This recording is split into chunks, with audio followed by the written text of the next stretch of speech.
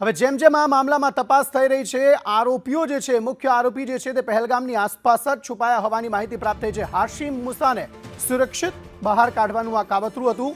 મૂસા સાથીઓ પહેલગામની આસપાસ છુપાયા છે તેવી માહિતી પ્રાપ્ત થઈ છે।